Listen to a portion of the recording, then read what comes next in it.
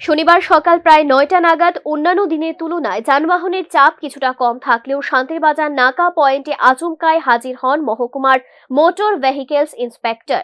তার সঙ্গে ছিল বিশাল পুলিশ বাহিনী। সড়ক দুর্ঘটনা নিয়ন্ত্রণ এবং ট্রাফিক আইন কার্যকর করার লক্ষ্যে প্রশাসনিক অনুমতি নিয়ে শুরু হয় বিশেষ চিরুনি তল্লাশি অভিযান।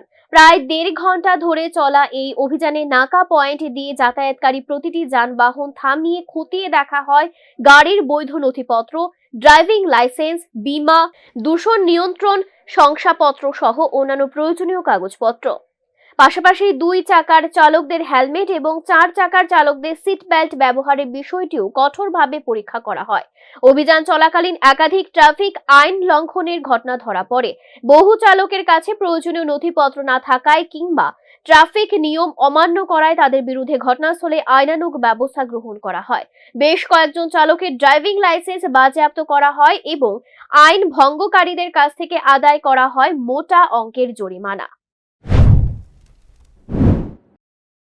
বাড়তেছে, ঠিক আছে, ওই কারণে কিভাবে অ্যাক্সিডেন্টটা কমানো যায় ওইটির জন্য আমরা আজকে এই এনফোর্সমেন্টটা করছি। কোনখানে এটা করতেছেন?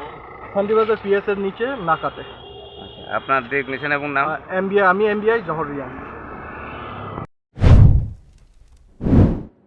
প্রশাসনের এই কড়া নজরদারিকে স্বাগত জানিয়েছেন স্থানীয় সচেতন নাগরিকেরা। তাদের মতে নিয়মিত এই ধরনের অভিযান পরিচালিত হলে চালকদের মধ্যে ট্রাফিক আইন মেনে চলার সচেতনতা আরও বাড়বে এবং সড়ক দুর্ঘটনা উল্লেখযোগ্যভাবে কমিয়ে আনা সম্ভব হবে। Bureau report, news now.